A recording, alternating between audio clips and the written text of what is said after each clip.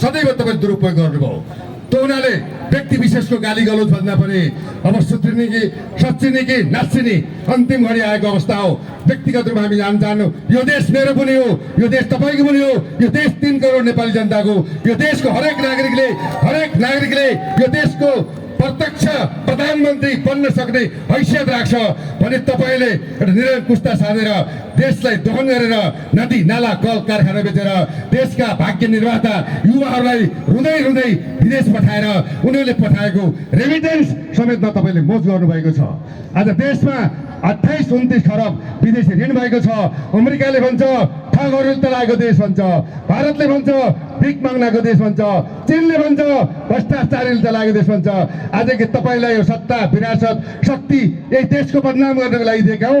खै देशको स्वाधीनता, खै राष्ट्रियता, खै चाहिँ राष्ट्रिय स्वाभिमान। हामीलाई बिक्री गरेर ल्याएको स्वाभिमान चाहिन्न, हामीलाई समृद्ध स्वाभिमान सहितको समृद्धि चाहिन्छ।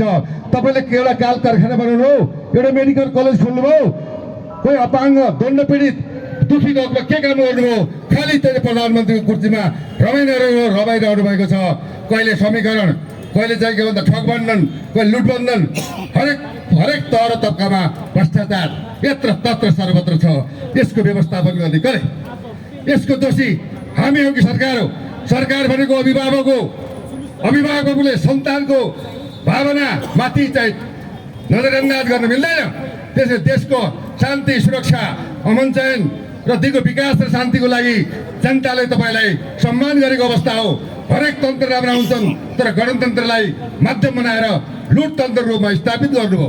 आज प्रहरी जस्तो, नेपाल प्रहरी जस्तो एउटा सुरक्षित र संरक्षित संस्थालाई उसका अधिकार छिनेर अपाङ्ग बनाउनु हो। देशको सुरक्षा अङ्ग सुरक्षा जस्तो भएन, निजामती कर्मचारी जस्तो भएन।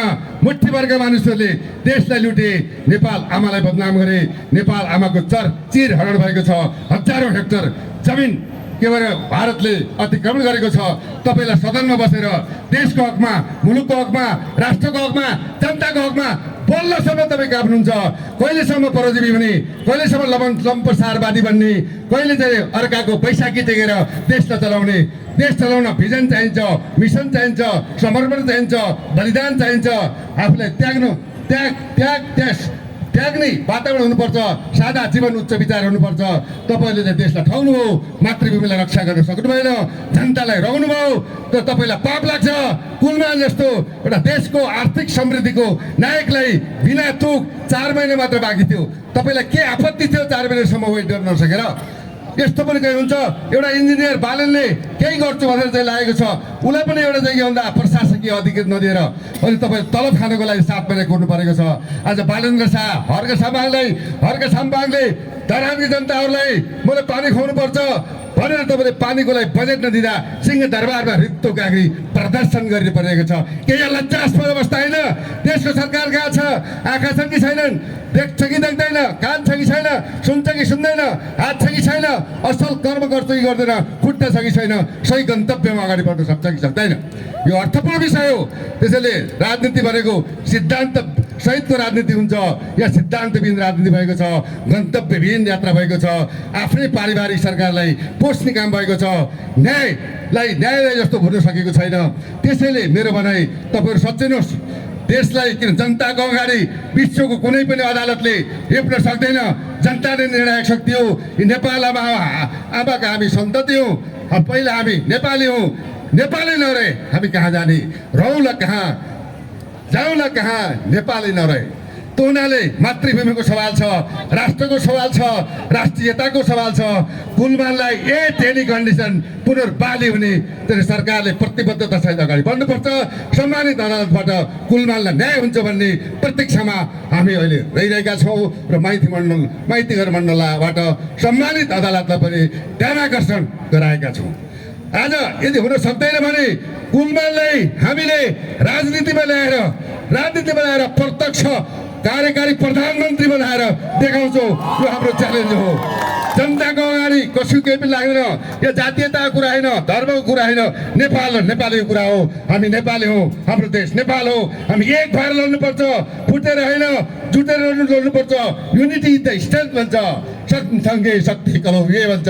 यसैले अब अन्यायको विरुद्धमा कुलमानको न्यायको लागि आज कुलमानले अन्याय भएको छैन।